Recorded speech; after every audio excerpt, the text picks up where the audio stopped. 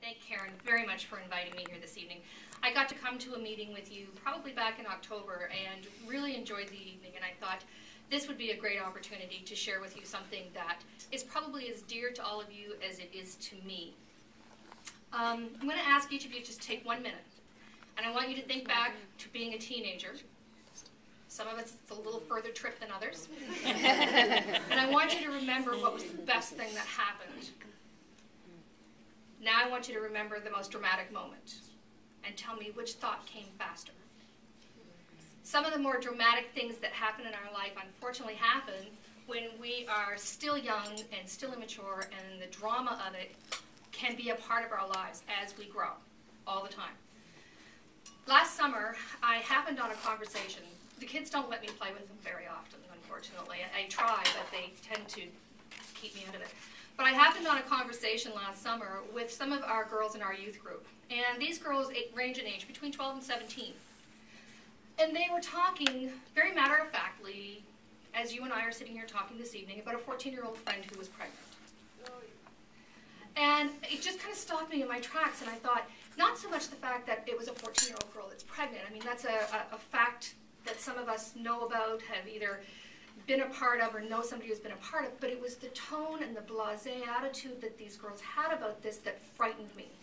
And I thought, there's something missing that they need to have. There's nothing I love any more than knowing that there's somebody else out there that looks just like me in underwear. Don't you feel better now about it? I mean, I'm not the only one who wears those kind of underwear. And I feel better about that. But I thought, there's a statement here. There's something that these girls are saying, these women are saying, that can be shared. So when I went back to work the next day, I typed out all of my thoughts. And for those of you who know me, and Elaine has already mentioned this earlier this evening, I have a gift for wordsmithing, and I love to write, and I love to put words together. And I wrote a long letter to a woman named Bonnie Swinimer, who is one of the development officers with the Unilever Corporation that basically distributes Dove products in Canada.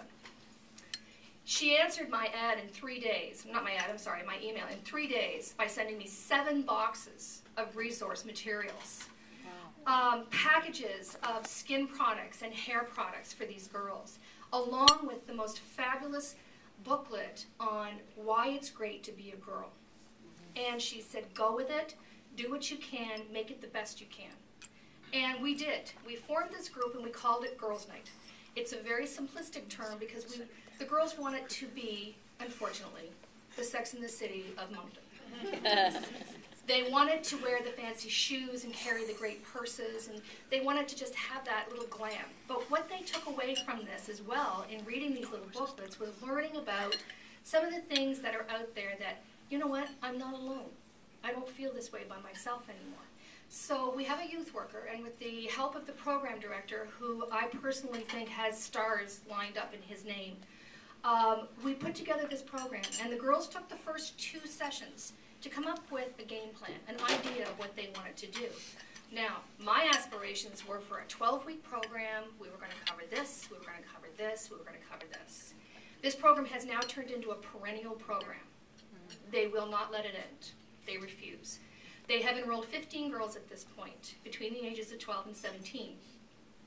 What they've accomplished so far is they have each learned how to journal, which for some girls is an effort to learn how to do.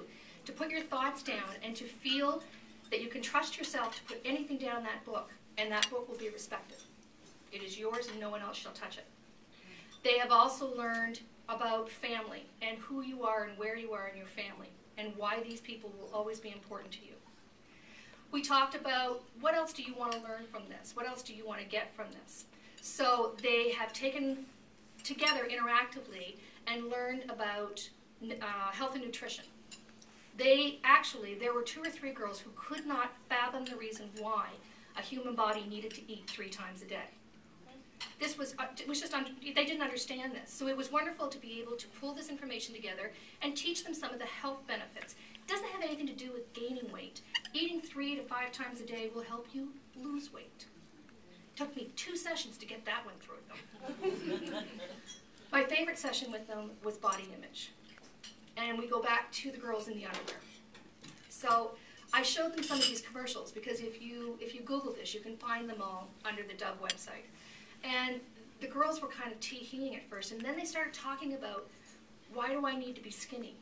And one of the other girls would say, well, why do you think you need to be skinny? And they became so interactive and talking about what it means and why does it mean that. And they started to understand that it was the outside influences that were bringing these thoughts to mind.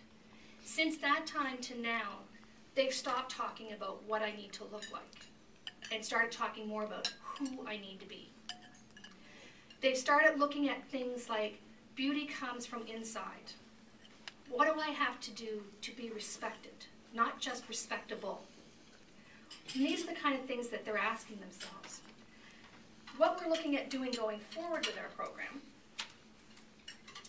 we are going to start leadership development for women, for young women. We have started gathering materials, and this summer we're going to do some leadership development with the girls who are 14 to 17. And we're going to let them use some of the practicals with that in our summer camp program with our 5 to 11-year-olds. They will be engaging and learning how to do some peer mentoring with younger children and guiding them and learning some of the things in that area. We are also going to hopefully do a summer exchange trip with one of the other clubs in Nova Scotia who's also doing a girls' night program. They're looking forward to that one the most. The last and the most important one that we're doing, and this one has actually been stalled a few times because of the importance and what we believe to be something we want to make sure we cover all bases on, is that the girls want and have asked to go to the sexual health clinic. We have girls as young as 13 who are asking about a morning after pill. And I really want them to not ask anymore. But one of the nurses has agreed to have a session with the girls and let them ask her anything, and to help educate them on some of the things that they now feel comfortable amongst this group of 15 to ask out loud. They have become such a wonderfully tight-knit group. They have learned that it doesn't matter what grade I'm in or who I am at school. When I come to the Boys and Girls Club on Tuesday night for girls' night, somebody accepts me. I have a peer group, and I belong somewhere, and somebody thinks I'm important.